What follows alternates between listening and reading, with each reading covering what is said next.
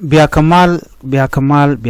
Kanur online TV channel to kon galermo bikon na lingwasa me alerme qui university ka mishi kwere ala kwere university ka shane ideal sia ka watch la lat ka dial la diare university ka jaga tukan dial university me manajanen na me Rumbek University of Science and Technology. Would Michelle Professor Joshua, a Vice Chancellor of Rumbek University, Charlie Professor Joshua Otoro Call. Shall dial, share all the activities. Tell the university academic staff association. Shall suspend candial. Okay. Shane dial shaka wait kadobran chalat kaja. Let dial con lat kare university ka shaka watch. Ke chaka suspend awajen decision me mawuja to dial ka jama okay awajen che president Salva Kiir che jogo na ke Wednesday che jogo no hen ka but before that kana Kiir mayardit kana jani jok re wiki juba ala ne de kontel la dial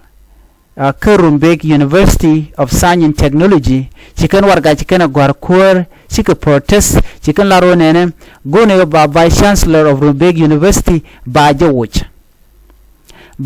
ko jen kana yoko kana kogun ala cha yu tele yu ti chilat chicken ga kef an gwasa mo che chularo yendi al cha fire me shanga jino shaje gwan ga Kiir mayardit chula dial shogo wiki university and what shall ke Professor Joshua Otora Call